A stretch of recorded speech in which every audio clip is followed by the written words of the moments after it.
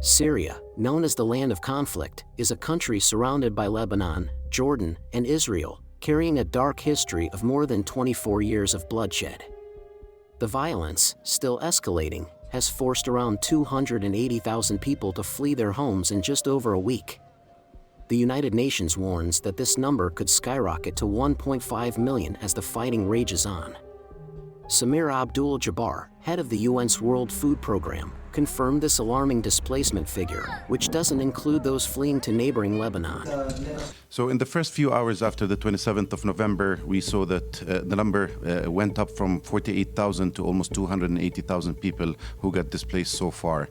And if the situation continues evolving in that pace, we're expecting collectively around 1.5 million people that will be displaced and will be requiring our support.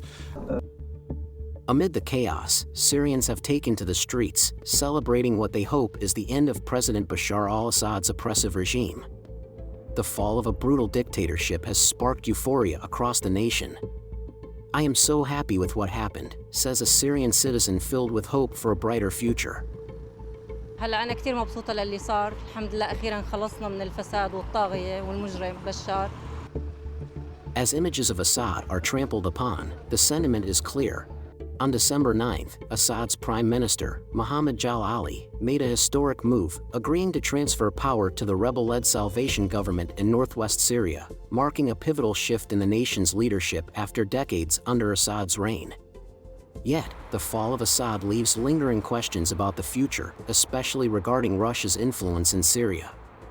While it may seem that Russia has lost its grip on Damascus, President Vladimir Putin still finds ways to maintain strategic alliances, particularly with the Islamist group Hayat Tahrir al-Sham (HTS), despite its controversial roots linked to al-Qaeda. This conflict, however, did not start overnight.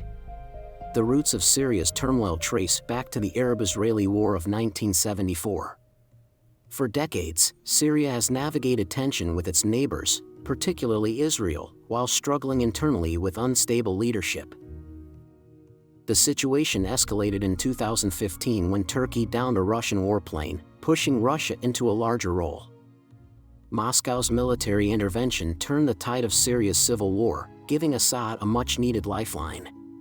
As Russia launched devastating airstrikes, its geopolitical influence spread across the region, challenging U.S. power and signaling a new era of Russian dominance. By 2019, the war had cost Syria at least 300,000 lives and displaced millions. Half the population has been driven from their homes, with many seeking refuge abroad. Despite the ceasefire agreement in 2020, recent escalations have reignited fierce fighting. In Aleppo, the Islamist group HTS launched an offensive, capitalizing on Assad's distracted allies, Russia, Iran, and Hezbollah, who are all preoccupied with their own battles. Despite Assad's fall, Russia's role in Syria remains critical.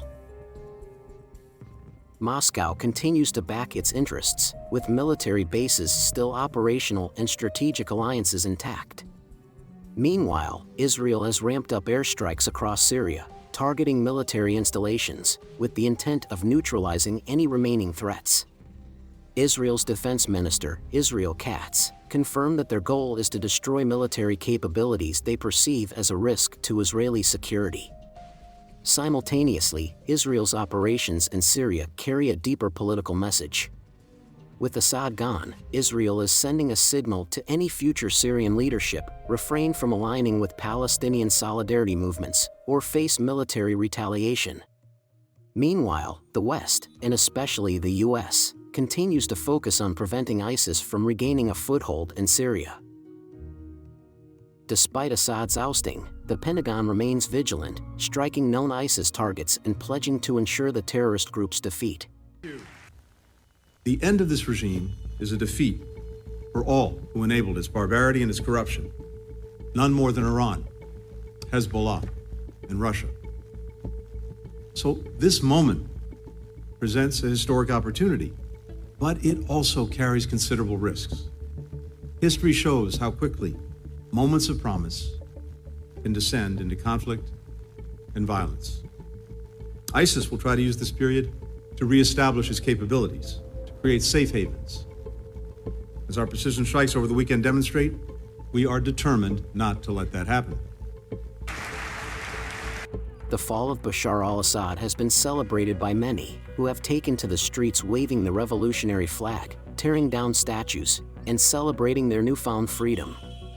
Yet, the euphoria of the moment is tempered by the looming reality. Rebuilding Syria will be no easy feat. The task ahead is daunting: how to establish a stable, democratic state that can heal deep divisions and represent all of Syria's diverse communities.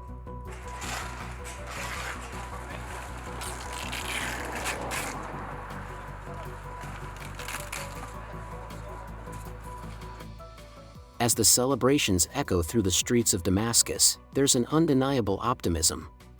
However, the road ahead is fraught with challenges. Rival factions could spark more conflict, and the rise of warlords or extremist groups could further destabilize the country. For Syria's future to be secure, a functional government must emerge from this tumultuous period, a government capable of uniting its fractured society and preventing the chaos of a post-Assad world from becoming a reality.